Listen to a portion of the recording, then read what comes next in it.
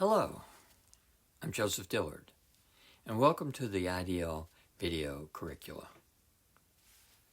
Are dreams created by God? Are they divine messages? Are they the work of good and evil spirits?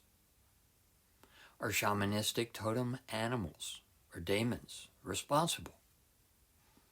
Or, on the other hand, are dreams merely irrational byproducts of routine physiological processes that involve memory acquisition, dumping the mental garbage from the previous day, or maintaining paradoxical vigilance as a way to stay alert to predators, or a reflection of a metaphorical pre-rational cognitive associational system? Dreams can be legitimately understood from behavioral, systemic, value-based, and states of consciousness contexts. That is, the four quadrants of Integral AQAL, which is the theoretical system developed by Ken Wilber. They can be approached scientifically, spiritually, religiously, psychologically, anthropologically, philosophically, or culturally, or socially, reminding us that integral deep listening is a multi-perspectival approach to imagery, including dream imagery, as well as health, balance, and transformation.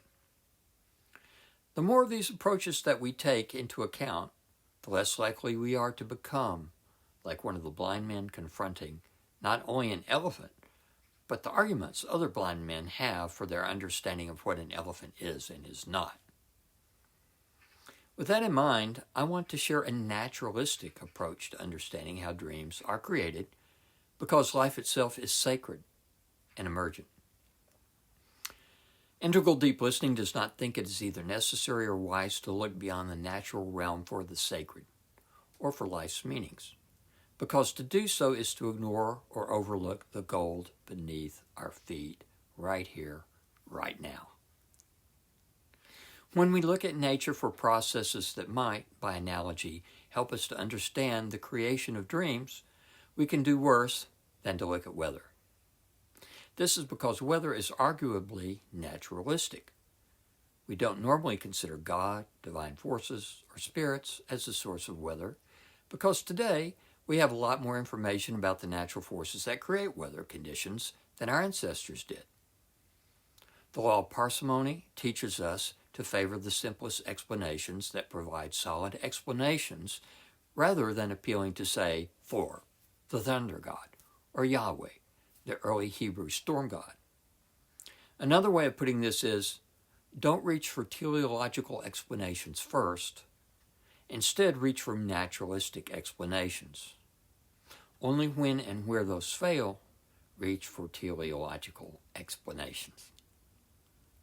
This is not how people generally approach things, but it is the approach of integral deep listening that it uses to understand how dreams are created.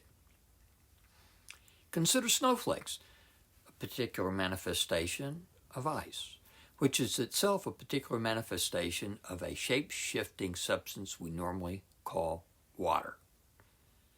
Every snowflake is supposedly unique, which is in itself near miraculous, considering the countless trillions of snowflakes that have or will ever exist.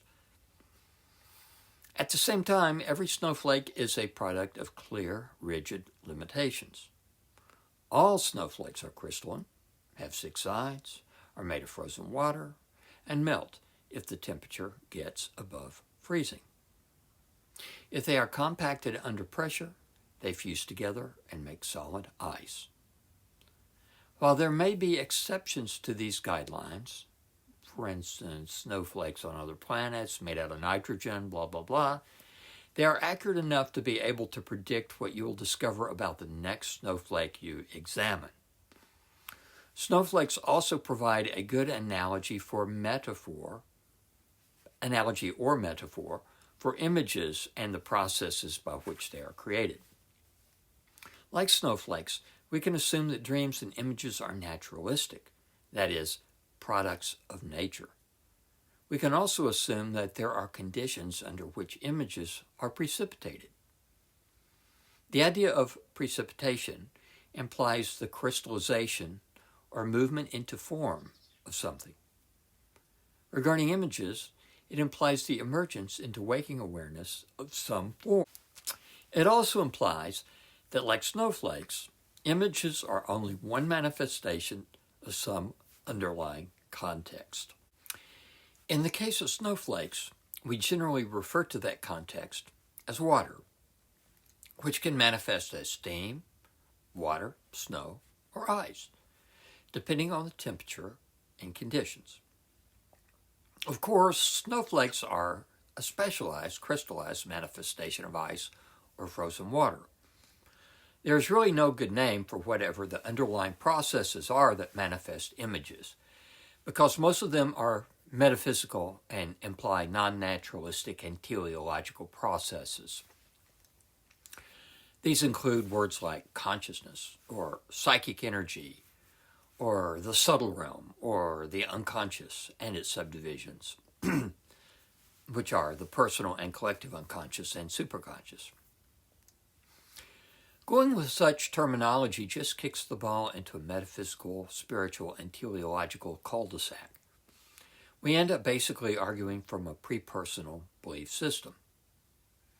There's nothing wrong with that, as long as doing so takes into account and is willing to be modified by the advance of science and naturalistic explanations. The problem is, most pre-personal belief systems are rigid and pre-rational. They insist that they are right, and that any scientific information that contradicts them must be wrong. Why? Because my intuition tells me, because I know, because of the channeled information that I have received. So, while naturalistic explanations for the formation of images is imperfect, they are arguably better than belief-based teleological explanations, for reasons of parsimony, if no other. Therefore, if we think about imagery, and dream imagery in particular, as a form of weather, then, like snowflakes, dream characters can be usefully considered to be precipitants. If so, what do they precipitate from? The process appears to be that out of entropy, or that which could be analogous to the thoughtless and complete subjectivity of dream asleep, first arises intention, which is essentially formless. Intention may or may not precipitate. If it does, it congeals into emotion.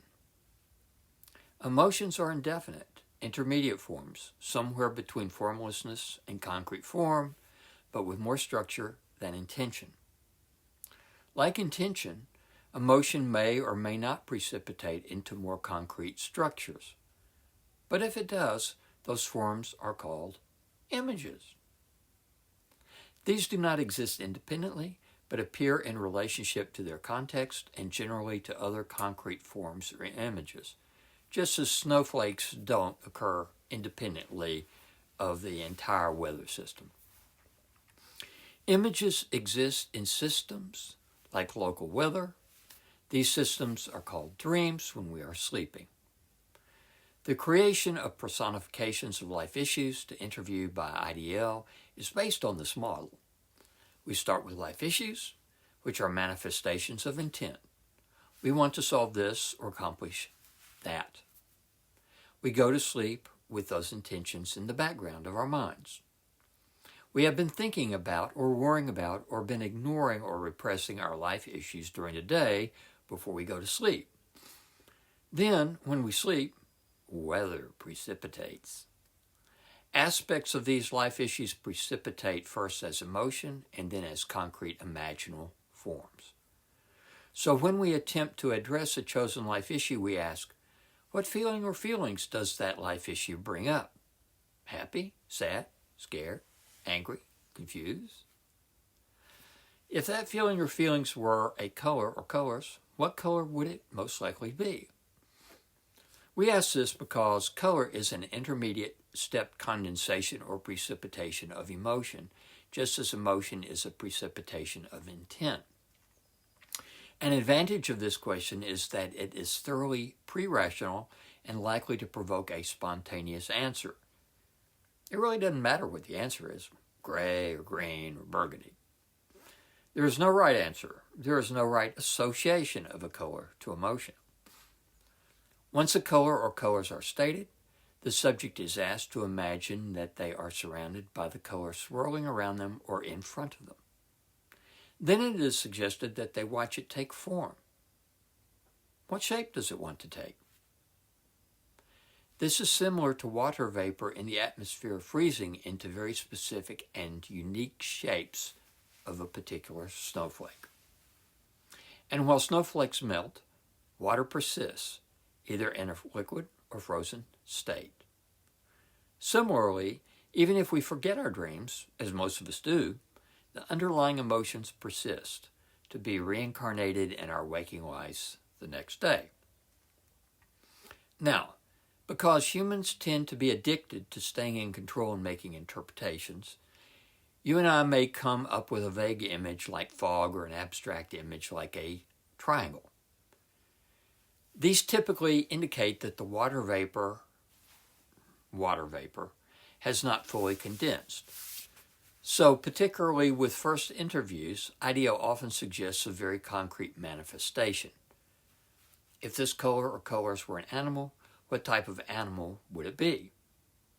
The reason this question is asked is because the dreams of young children are full of animals. Animals naturally are associated with our emotions, although not in a rigid way. A lot of things can determine why a person associates cats with certain emotions and dogs with others. IDL does not look for archetypal or collective right associations, but instead simply encourages the precipitation of whatever animal wants to spontaneously manifest out of the colors that are observed. Most people can pretty easily come up with an animal, which then is more easily interviewed than a triangle or a cloud, because it is easier for people to identify or empathize with an animal than with an abstract object, at least at first, in early interviews. Once interviewing has been learned, then this approach is generally dropped and people are allowed to interview whatever comes up, regardless of how abstract it may be. The reason is that it is assumed that people who have learned how to effectively become or embody the perspective of whatever element materializes will not need to have that kind of a support of an animal. This is not always the case for everyone, and there are different degrees of identification to be sure, but IDL has a fairly low bar. It does not require full identification, much less possession, as with a Greek muse. All that is required is the tabling of the self. It stands to the side as witness and lets the perspective say whatever it wants and doesn't interrupt. For many people, this is a higher order skill and one that they have to learn. It is intrinsically therapeutic in that it involves the cultivation of objectivity. But young children are capable of doing so. They can become an animal, for instance. So there is no reason why adults can't unlearn their conditioning and fully embody the perspective of this or that image, regardless of how abstract or concrete it may be. For those who want a more detailed look at how IDL approaches the generation of dreams, we discuss chaos theory in another video in this series.